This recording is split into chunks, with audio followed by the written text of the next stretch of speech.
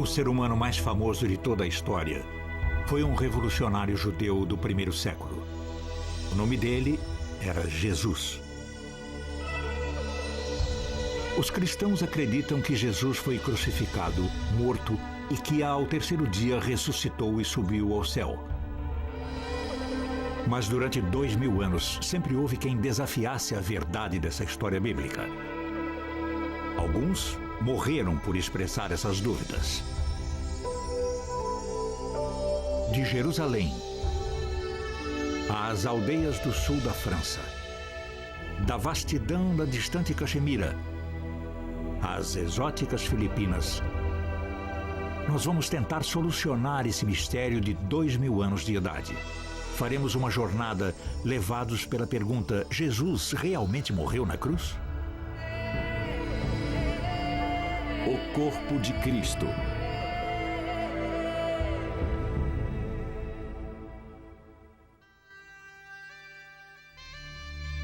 A saga do cristianismo registra não apenas o mais famoso nome, mas também o acontecimento mais notável da história: a crucificação. Para alguns, ou talvez muitos fiéis verdadeiros, o fato de que Jesus foi crucificado, morreu, ressuscitou e subiu ao céu pode ser uma verdade literal. Mas ao longo da história, sempre existiram os que fizeram perguntas embaraçosas, às vezes mesmo sendo cristãos.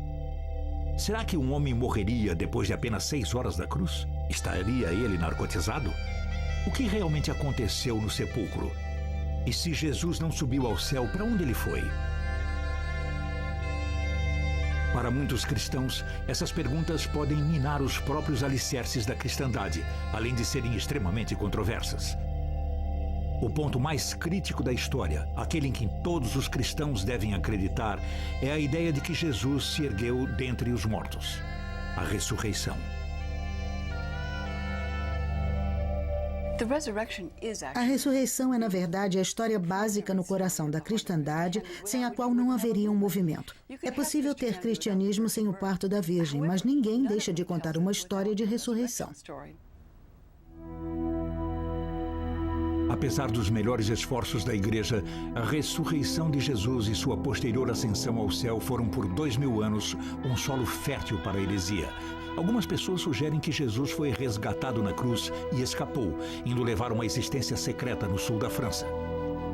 Outras foram convencidas de que Jesus sobreviveu e viajou para os reinos montanhosos da Caxemira, onde viveu até os 80 anos de idade. Com a ajuda de importantes historiadores e teólogos, iremos examinar essas teorias geradoras de tanta polêmica.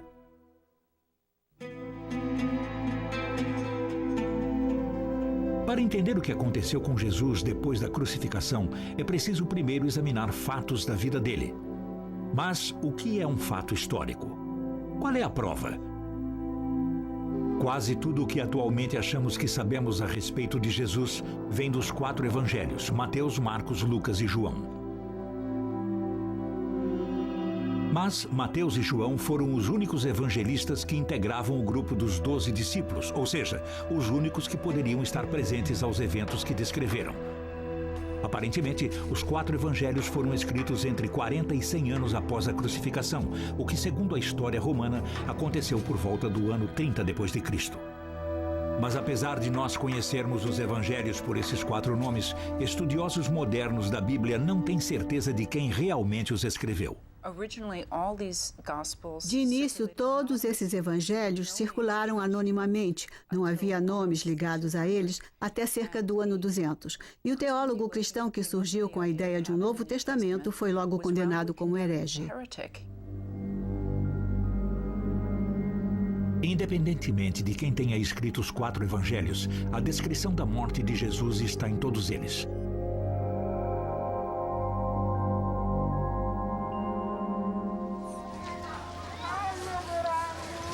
Todos os anos, na Páscoa, os cristãos das Filipinas reencenam a crucificação de Jesus.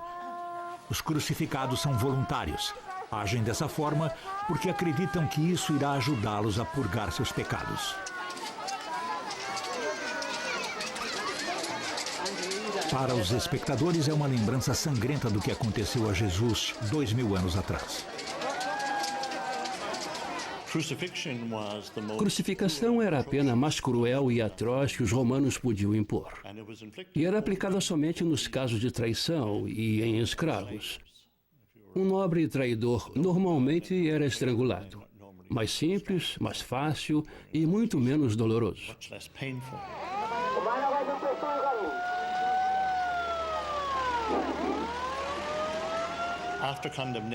Depois da condenação, o travessão da cruz era atado aos ombros do criminoso e ele desfilava pelas ruas com os braços esticados. No local da execução, então, os cravos eram pregados nas mãos e nos pés. Mas um homem pregado a uma cruz não morre dos ferimentos. Surpreendentemente, morre por sufocação. Quando se está suspenso pelos braços, o tórax fica comprimido. Se o peso do corpo não estiver apoiado nas pernas, fica difícil respirar. Com o tempo, a tensão e a dor tornam isso impossível. Nas Filipinas, os voluntários são baixados da cruz depois de 1 hora. A morte por crucificação demora muito mais tempo, geralmente vários dias. A única maneira de acelerar a morte na cruz era quebrar as pernas, impossibilitando imediatamente que elas suportassem o peso do corpo do condenado e, consequentemente, que ele respirasse. Mas num ponto todos os evangelhos concordam: que Jesus morreu depois de apenas 3 a 6 horas. A crucificação começou na 3ª hora. Era a 3ª hora, e eles o crucificaram. Há quem afirme que o evangelho de Lucas registra a crucificação mais rápida. Era quase a hora 6ª. E Jesus, dando um grande brado, encomendou o seu espírito. Para Mateus e Marcos, Jesus sobreviveu um pouco mais. E perto da 9ª hora, Jesus bradou. Os discípulos queriam descer o corpo de Jesus da cruz imediatamente, mas o governador romano Pôncio Pilatos não estava convencido de que ele morrera. E Pilatos se admirava de que Jesus morresse tão depressa. Pilatos foi tranquilizado pelo centurião, mas era o mesmo centurião que antes dissera: verdadeiramente, este homem era o Filho de Deus. O corpo de Jesus foi então depositado numa tumba doada por um homem rico, José de Arimateia. Este José e um homem chamado Nicodemos vieram cuidar do corpo. Eles vieram de noite buscar a Jesus, trazendo uma mistura de mirra e aloes de quase 100 libras de peso. De um ponto de vista mais histórico do que sacro, essas descrições podem provocar perguntas. Por que Jesus morreu tão rapidamente? Por que José e Nicodemos levaram tantas ervas para a tumba?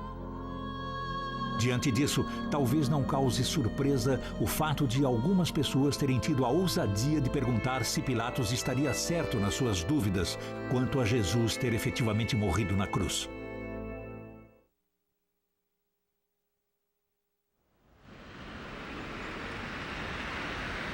O fato de Jesus não haver morrido na cruz é uma ideia explosiva, particularmente para os cristãos. Em nossa jornada para conhecer a verdade sobre a vida e morte de Jesus, precisamos depositar toda a atenção nas descrições bíblicas da ressurreição. Foi aqui, em Jerusalém, que Jesus foi crucificado e, segundo as Escrituras, retornou à vida. Mas em Jerusalém, qualquer um é forçado a lembrar que não vivemos num planeta cristão.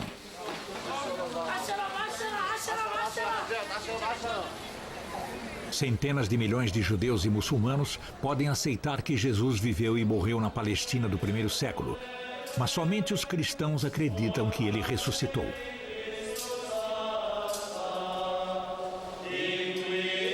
Esta é a Igreja do Santo Sepulcro, em Jerusalém, construída sobre o lugar onde supostamente estaria a tumba para onde Jesus foi levado após a crucificação.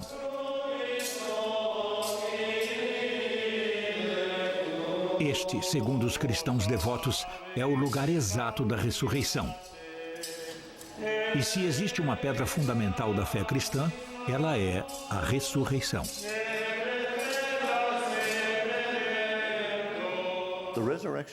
A ressurreição de Jesus no que concerne a todas as igrejas cristãs é absolutamente fundamental para a fé, e não tem dúvida de que isso jamais irá mudar. A ressurreição pode ser fundamental para a fé, mas em nossa análise sobre o que realmente aconteceu, é difícil encontrar uma prova histórica que tenha consistência. Os 4 evangelhos contam histórias diferentes. Ler as narrativas da ressurreição é como ler 4 reportagens sobre o mesmo jogo de futebol em 4 jornais diferentes. E alguma discordância sobre se o lance foi faltoso ou não significa que o jogo não aconteceu e que não houve um vencedor. Se um deles diz que havia 2 anjos e outro diz que eram anjos, se um diz que Maria Madalena estava sozinha lá e alguém diz que ela estava com 1 ou 2 outras mulheres, são variações que a gente espera encontrar, tal qual reportagens diferentes sobre o jogo de futebol, e não constituem motivo de preocupação a ponto de dizermos que nada aconteceu. Seria chegar a uma conclusão falsa. Mas nas primeiras versões do primeiro evangelista Marcos, não há qualquer indício de ressurreição. O evangelho simplesmente termina com a descoberta de uma tumba vazia. Os últimos versículos de Marcos, que efetivamente contêm histórias da ressurreição, foram acrescentados 200 anos mais tarde. Nenhuma história do Evangelho é CNN em Jerusalém no ano 30. Os evangelhos foram escritos na forma de biografias históricas, daí muitas pessoas presumirem que sejam exatamente isso. Mas na verdade não são. Foram escritos para demonstrar às pessoas a importância e o significado de Jesus e de seus ensinamentos. É para isso que servem e se saem muito bem. Mas não existe um interesse essencial no que realmente aconteceu. Mateus e Lucas referem-se à ressurreição, mas não concordam quanto aos detalhes. Em Mateus, Jesus encontra as mulheres perto da tumba e depois os seus discípulos apenas uma vez sobre uma montanha na Galileia. Em Lucas, Jesus encontra 2 discípulos cujos nomes não são citados e que não o reconhecem. Em seguida, encontra os 11 discípulos restantes antes de deixá-los em uma aldeia do lado de fora de Jerusalém. O último evangelho, o de João, tem várias histórias diferentes da ressurreição. Para muitos estudiosos modernos, essas variações sugerem que as histórias não foram escritas para narrar um acontecimento miraculoso, mas sim com um objetivo inteiramente diferente e político. De vez que foram as supostas testemunhas da ressurreição que se tornaram os chefes das primeiras igrejas. Até hoje, o Papa alega que sua autoridade advém de uma linha de ordenações direta e contínua iniciada em Pedro, o primeiro discípulo que teria visto Cristo ressuscitado. Alguns estudiosos chegam a sugerir que a história da ressurreição foi criada para se tornar uma extraordinária ferramenta psicológica com o objetivo de atrair novos convertidos. Se não fosse a ressurreição de Jesus, a sua ascensão dentre os mortos, nós não poderíamos estar celebrando o Natal. É mais ou menos como entrar para o exército. A primeira coisa que queremos é assumir o comando do seu corpo. Então, simbolicamente, eu digo que vamos raspar a sua cabeça. E assim que você se submete a isso, nós o assumimos. Assumimos o seu corpo, que é o que queríamos. Em certo sentido, às vezes as igrejas, algumas igrejas pelo menos, fazem o mesmo. Nós vamos lhe dizer uma coisa inacreditável, e você vai ter que acreditar. Se acreditar, então vai acreditar que eles sozinhos controlam o céu, que sem eles você não pode entrar no céu. E eles pegaram você. O problema para a igreja no século XXI, uma era tecnológica e profana, é que se algumas pessoas já acham difícil acreditar na verdade literal dos milagres, o que dirá no milagre da ressurreição? Desde o século XVIII, vivemos num clima no qual as pessoas distinguem a fé da crença. Por isso, o efeito da ciência sobre a religião tem sido o de rechaçar a religião para provar aquilo em que acreditamos. Mas, semana após semana, as congregações se reúnem nas igrejas cristãs e recitam juntas um antigo credo, palavra latina que significa eu creio. Creio em Deus Pai Todo-Poderoso. Creio em Deus Pai Todo-Poderoso, por amor a nós, foi crucificado por Pôncio Pilatos. No ponto culminante do credo, todos os cristãos afirmam crer na ressurreição. No terceiro dia, ressuscitou, de acordo com as Escrituras. Subiu ao céu, está sentado à direita de Deus Pai, de onde há de vir julgar os vivos e os mortos.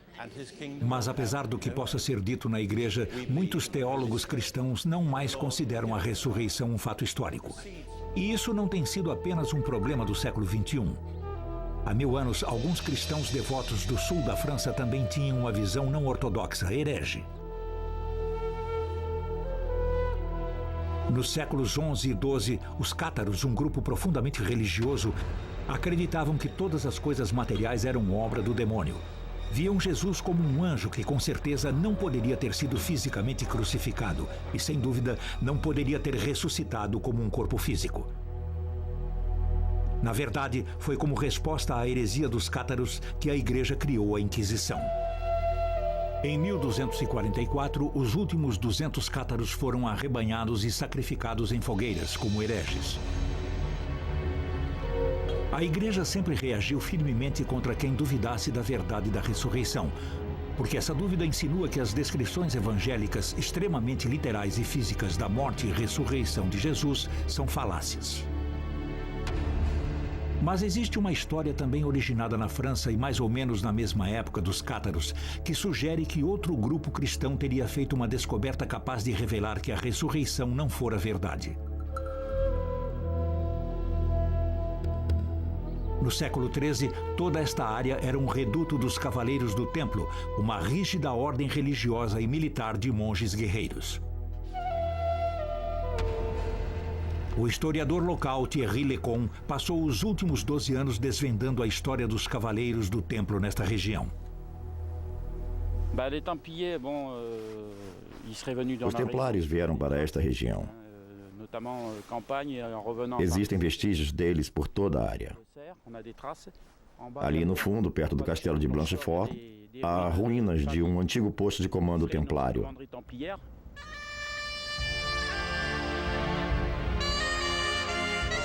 Os templários adotavam a pobreza, a castidade e protegiam os peregrinos a caminho da Terra Santa.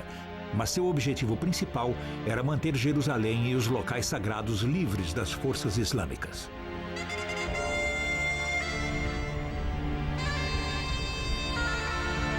Durante os anos em que permaneceram na Terra Santa, os templários construíram seus próprios castelos. Contudo, enterravam seus mortos em túmulos que cavavam perto do genuíno Templo de Salomão. E certamente, durante esse período, acredita-se que eles teriam descoberto grandes tesouros. Finalmente, os templários foram forçados a sair da Terra Santa em 1186 e voltaram para a França. É certo que os templários permaneceram poderosos, ricos e cercados de mistério. Por isso, não causa surpresa que houvesse especulações a respeito deles, inclusive com o surgimento da lenda de que os templários teriam descoberto os ossos de Jesus e os trazido de volta à França. A relíquia teria sido enterrada em algum lugar perto daqui.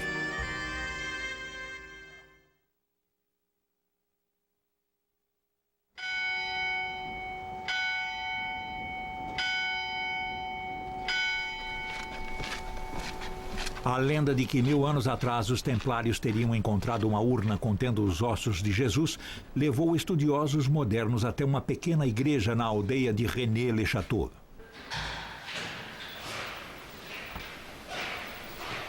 O escritor Richard Andrews está convencido da existência de pistas que podem revelar exatamente o que os templários encontraram durante as escavações que realizaram em Jerusalém.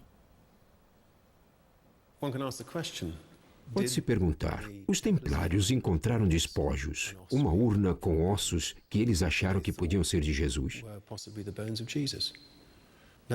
Se achassem, teria sido um choque para o sistema, porque os templários eram bons cristãos. Isso iria desafiar toda a doutrina da ressurreição, porque ali estariam restos mortais. Então fazemos a segunda pergunta. Por que os templários se arriscariam a ser acusados de heresia, trazendo para esta área os ossos que julgavam ser de Jesus? A resposta é simples. Se tivessem encontrado o que acreditavam ser os ossos de Cristo, eles precisariam de um local seguro. Pode-se esconder uma igreja nessas montanhas, quanto mais uma pequena caixa com ossos. Você pode se perder nessas montanhas hoje. Imagine como seria há um milênio.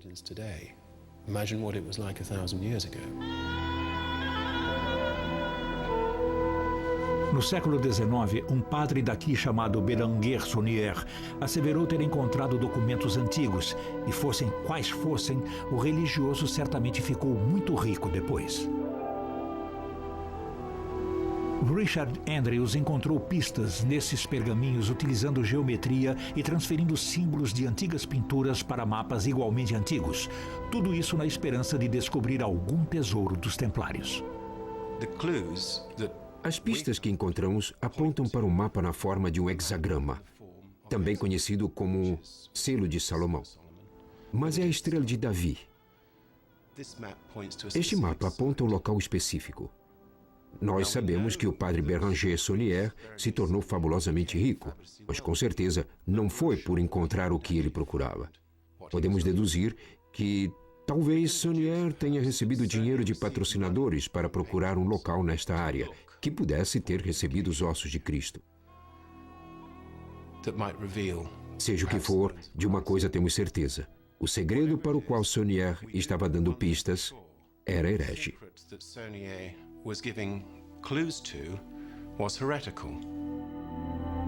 Saunier morreu em 1917, levando para a cova o seu segredo. Mas isso não impediu que entusiastas como Thierry Lecon continuassem a pesquisar, baseados no trabalho de Richard Andrews, tentando solucionar o mistério. Utilizando mapas do local para os quais foram transferidas as linhas geométricas do original de Saunier, Thierry encontrou novas provas da presença dos Templários aqui e acredita estar cada vez mais perto do local onde os Templários podem ter enterrado os ossos de Jesus. Ali temos o cume do Monte Cardu. E ali 2 cedros com cerca de 10 metros de distância um do outro. Eles formam um alinhamento transversal ao vale de René-les-Bains, chegando ao platô d'Herbouillère, onde há uma pedra com uma cruz. Eu alinhei a bússola. Demorei muito tempo e cometi muitos erros. Mas me convenci de que iria encontrar alguma coisa, um cedro ou outra cruz. E foi quando encontrei uma cruz.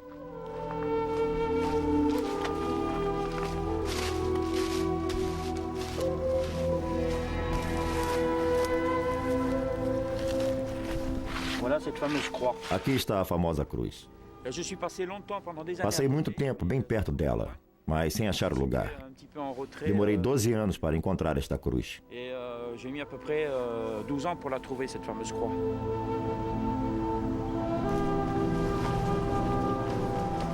Mesmo se os Templários tivessem trazido da Terra Santa para cá os ossos de Jesus dentro de uma urna, parece pouco provável que Thierry Lecon ou Richard Andrews viessem a encontrá-los nessas montanhas. Contudo, houve aqueles que retornaram às histórias originais dos evangelhos sobre a morte e ressurreição de Jesus e chegaram a conclusões mais críveis, mas não menos assustadoras, sobre o que exatamente aconteceu há 2000 anos.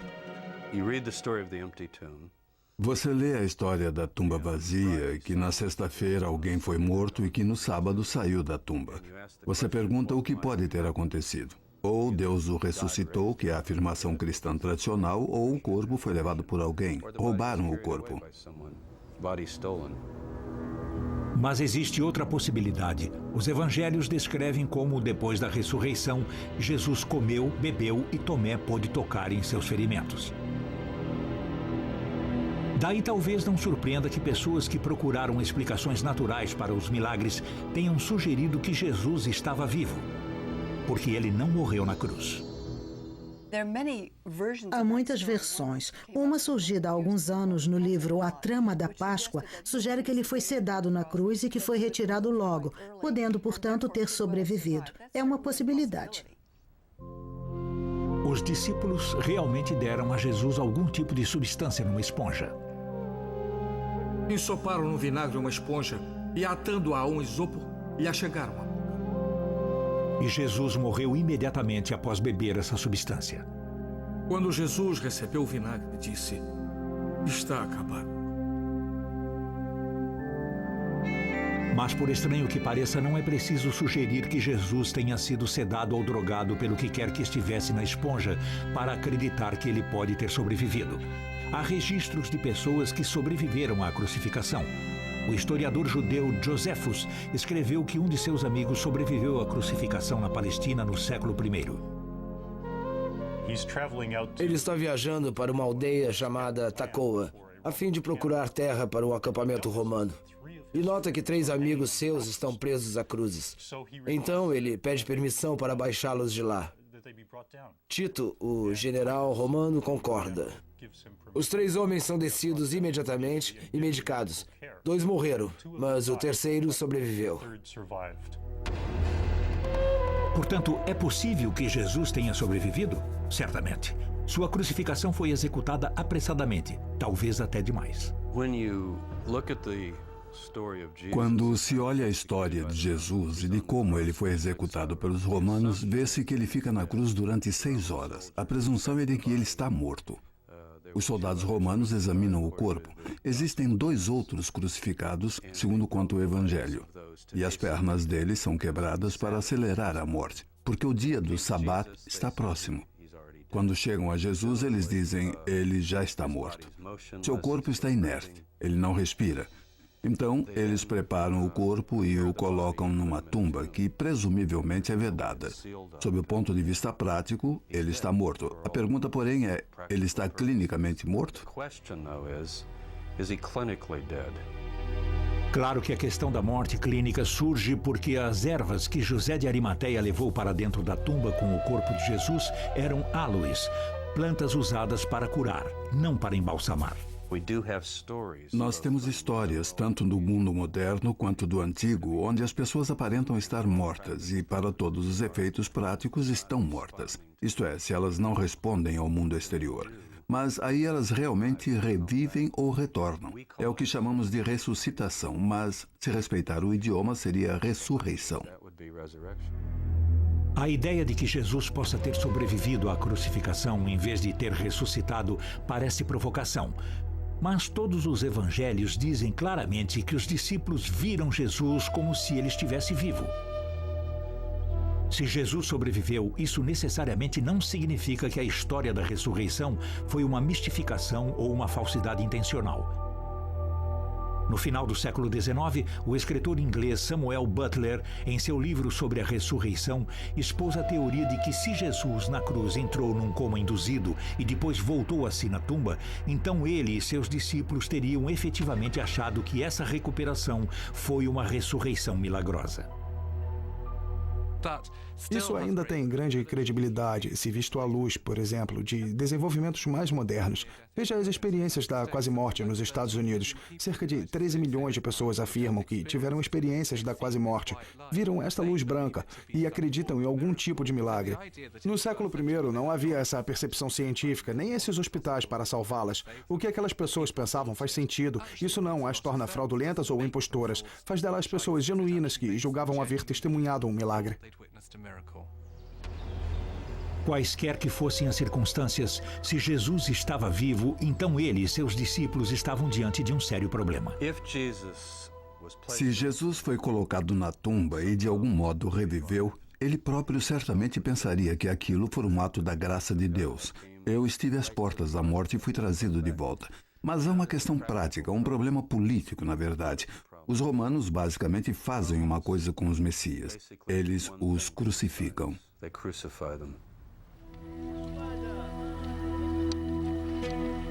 Se Jesus efetivamente sobreviveu à crucificação, quer seja através da ressurreição, como nos conta a Bíblia, ou de um modo mais controverso, por meio da ressuscitação, então ele mais uma vez é um homem condenado. Disse que a Bíblia resolveu esse problema com um milagre chamado ascensão. Jesus é levado materialmente para o céu. Mas o fato interessante é que a ascensão não aparece nas versões originais dos evangelhos. As referências à ascensão em Marcos estão entre os versículos que, como vimos, foram acrescentados 200 anos mais tarde. Há um trecho em Lucas que diz assim: "E era elevado ao céu."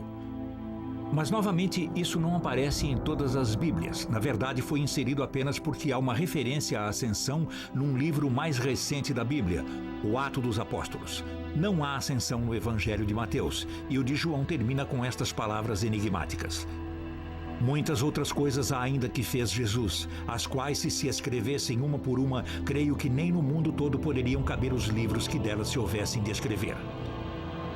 Então, o que foi que Jesus fez? Uma das histórias que emergem dessa questão depende da ideia de que o relacionamento de Jesus com Maria Madalena era muito especial.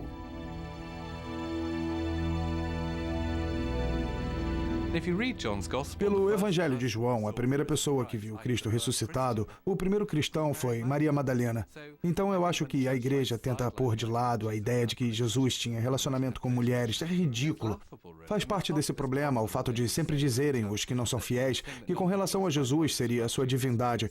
E os cristãos sempre acham mais difícil a condição humana de Jesus. Ele era um homem. Eu concordo com o conceito de que Jesus manteve um relacionamento longo e importante com Maria Madalena e que teria sido uma das coisas preponderantes em sua vida. Ele era humano. É claro que a ideia de Jesus poder ter tido um relacionamento muito especial com Maria Madalena pode parecer ofensiva para muitos cristãos. Contudo, alguns historiadores foram mais longe. Eles sugeriram que Jesus e Maria Madalena podem ter se casado e até ter tido filhos. Portanto, para quem está tentando descobrir para onde Jesus poderia ter ido em sua fuga dos romanos, talvez fosse bom começar descobrindo para onde Maria Madalena foi. Segundo uma tradição, alguns anos depois da crucificação, Maria Madalena veio para a região de Camargue, no sul da França. Aqui ela viveu e morreu, e a Basílica de Santa Maria Madalena é um santuário erguido em sua memória. Este foi o centro daquilo que se tornou conhecido como o culto da Madalena. O culto da Madalena foi muito poderoso na França até a Idade Média. Os fiéis queriam acreditar numa figura materna e a igreja estava ansiosa para que não tomassem Maria Madalena como tendo sido uma figura de mãe, por motivos óbvios, que seriam ela poder ter se tornado a esposa de Cristo, ter tido filhos dele e iniciado uma linhagem.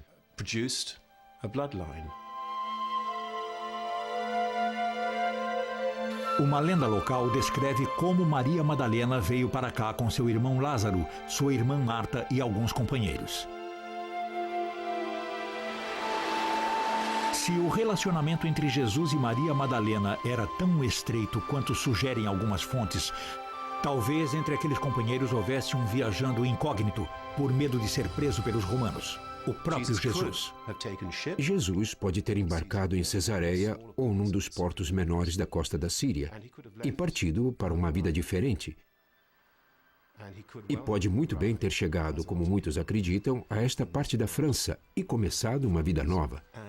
Pode até ter trazido a família, portanto, essas narrativas podem ter um fundamento histórico. Depois da morte de Maria Madalena, seus despojos foram colocados em sarcófagos e escondidos. Somente em 1279 eles foram descobertos e ergueu-se esta basílica para guardá-los. Encerrado numa cripta, no centro da igreja, está aquele que se acredita ser o crânio de Maria Madalena.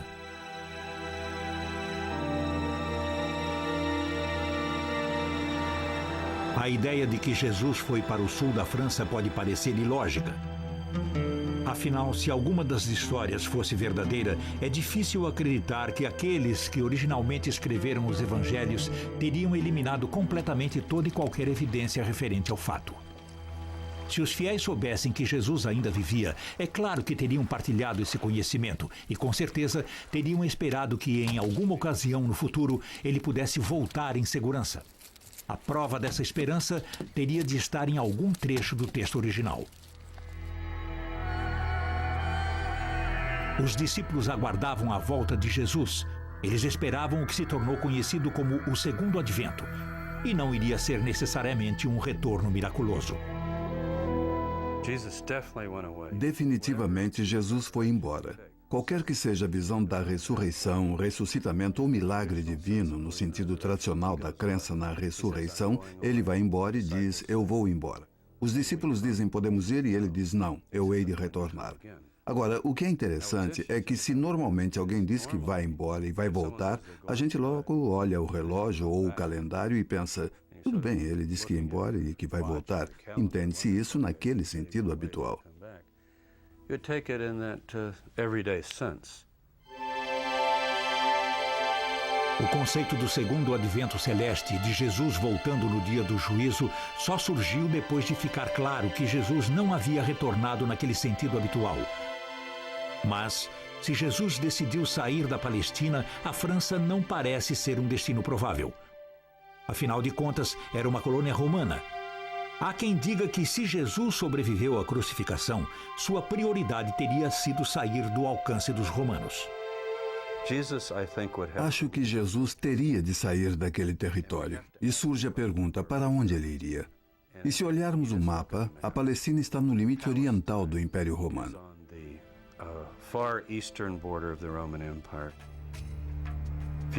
Indo para o oeste, cai-se diretamente no coração do território romano, onde temos nossas 15 legiões posicionadas ao redor do mundo. Indo para o leste, cruza-se o território até Pártia, passando finalmente através da Pérsia, da Índia e do Afeganistão, nessa direção.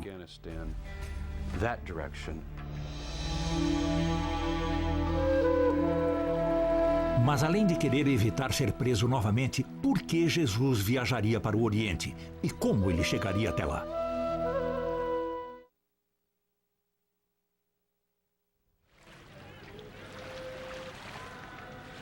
Se Jesus quis realmente viajar para o Oriente, afastando-se do Império Romano, a viagem a partir de Israel teria sido surpreendentemente fácil, por terra ou por mar, seguindo a rota da seda ou das especiarias. É um fato aceito, por exemplo, que o discípulo Tomé viajou para a Índia e ali fundou uma igreja cristã.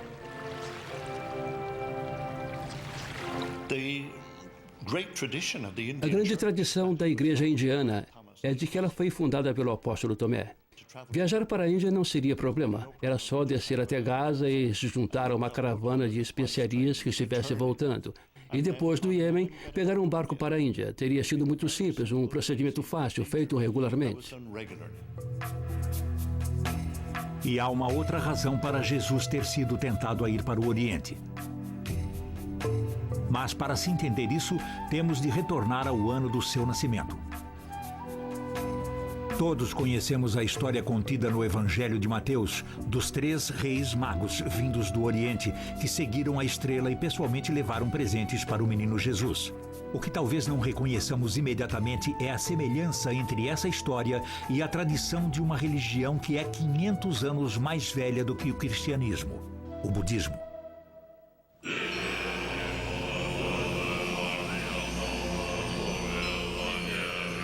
Quando um grande homem santo do budismo, ou lama, morre, os magos consultam as estrelas e outros presságios e partem geralmente em longas viagens em busca do menino que seria a reencarnação do lama. Quando alcança uma certa idade, esse menino é tirado dos pais e educado na fé budista. Poderia ser essa a origem da história dos 3 reis magos? Poderia Jesus ter sido levado para a Índia quando criança e educado como um budista? O escritor russo Nicolau Notovitch, viajando pela Índia no século XIX, descobriu um manuscrito num mosteiro budista do Tibete.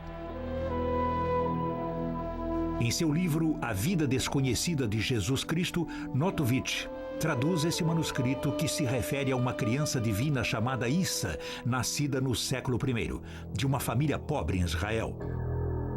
Issa veio para a Índia com 14 anos de idade. Aqui aprendeu as leis do budismo, antes de voltar a Israel com 29 anos de idade. Essa ideia certamente explicaria o fato de não haver qualquer registro da presença de Jesus na Palestina no período contido entre seus 14 e 29 anos de idade. É certo que os ensinamentos e milagres de Jesus possuem um estranho paralelismo com os ensinamentos e milagres do Buda. Amar os inimigos e a ideia de que os mansos herdarão a terra não tem qualquer tradição na religião judaica, mas são perfeitamente coerentes com o budismo. E sabe-se que Buda caminhou sobre a água e milagrosamente alimentou muitas centenas de discípulos seus com apenas algumas migalhas de comida.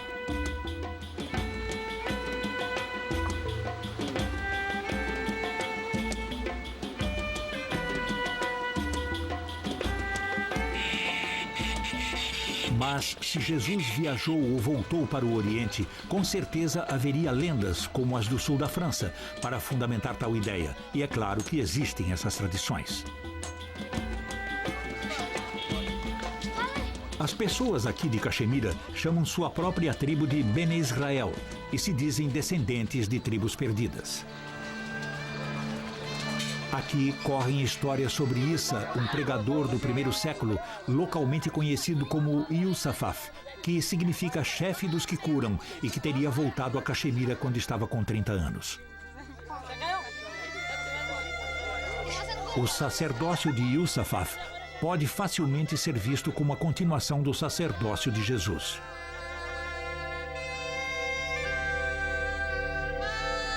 E num templo local denominado Templo de Salomão, havia uma inscrição dizendo que, por volta dos anos 50 depois de Cristo, Yusafaf afirmou ser Jesus, o profeta de Israel.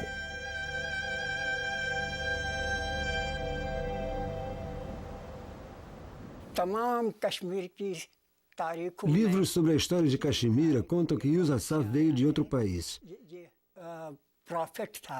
Era profeta e mensageiro. Veio de Israel. Veio para difundir seus ensinamentos. Viveu e morreu aqui.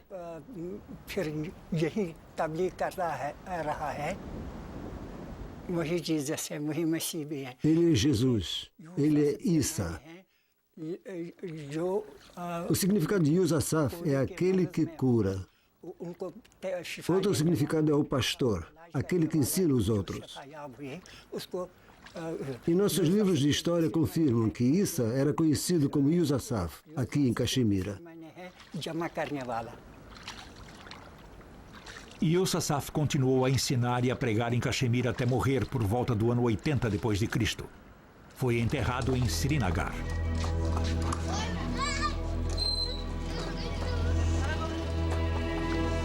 E este, segundo dizem, é o túmulo de Yusafaf. O primeiro prédio construído em torno deste local foi erguido no ano 112 da nossa era. Na verdade, ele é hoje um mausoléu compartilhado. No século XV, o homem santo islâmico Sayyed Nasiruddin também foi sepultado aqui. Embora as duas lápides sob o manto apontem na direção norte-sul, conforme a tradição islâmica, o corpo de Yusafaf foi enterrado numa cova aberta no sentido leste-oeste, segundo a tradição judaica.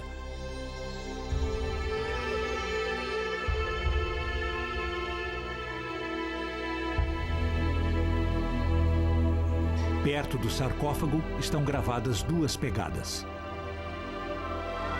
Dizem que as marcas ali são representações simbólicas das cicatrizes da crucificação. As pegadas foram gravadas como um sinal. As cicatrizes são claramente visíveis e foram recebidas quando ele foi pregado na cruz.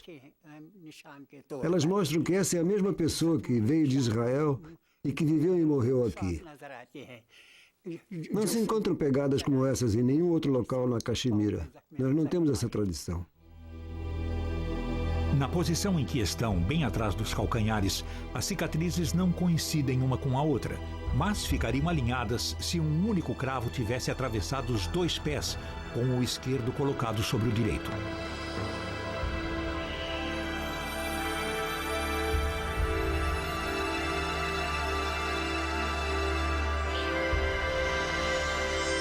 Muita gente acredita que este é o túmulo de Jesus.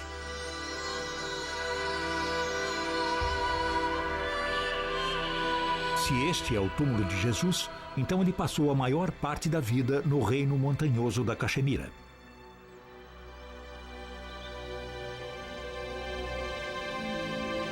Ele não morreu na cruz, não houve a ressurreição, ele não subiu ao céu e não está sentado à direita de Deus Pai. Para muitos cristãos, isso seria o fim do cristianismo tal como conhecemos. Mas para alguns, a história original ainda tem força poética. Para mim, a ressurreição trata da morte. Duas coisas que acontecerão em nossas vidas é que vamos nascer e vamos morrer. São as duas coisas sobre as quais nada sabemos. Por isso temos esse grande vazio antes e esse grande vazio depois. Assim, qualquer crença, qualquer religião, qualquer igreja que se haja estabelecido terá sempre algum conceito, algum modo de lidar com a morte. Na ressurreição de Jesus, no final da história da Páscoa, está o simbolismo da nossa ressurreição em nossa própria nova vida. Isso é a grande força do cristianismo, e fugir desse simbolismo incrivelmente forte da ressurreição que nos abala por causa da realidade que acontecerá, e começar a discutir se os ossos de um túmulo coincidem ou sobre o que na verdade aconteceu, foge completamente ao objetivo do cristianismo. E sempre existirão aqueles para os quais nenhuma inconsistência ou anomalia dos evangelhos terá qualquer significância. Para eles, a história ainda tem o selo da verdade evangélica. Eu compreendo que as pessoas achem difícil acreditar porque sabemos que essas coisas não acontecem. Se você acha que viu alguém que estava morto tornar a viver, você vai dizer, toma 2 aspirinas e deita que isso passa. E o fato é que não passou. E o que temos nos evangelhos não são histórias de pessoas dizendo, bom, é claro que ele está aqui, está vivo novamente. Nós temos histórias de pessoas que dizem, mas o que é isso? Não seja tolo, isso não pode acontecer. Elas sabiam tanto quanto nós. E contudo, no âmago da questão, elas voltam e dizem, realmente aconteceu. Isso nos deixou perplexos, modificou nossa visão do mundo e desde então continua fazendo as pessoas modificarem a sua visão do mundo. Versão brasileira Sincrovídeo.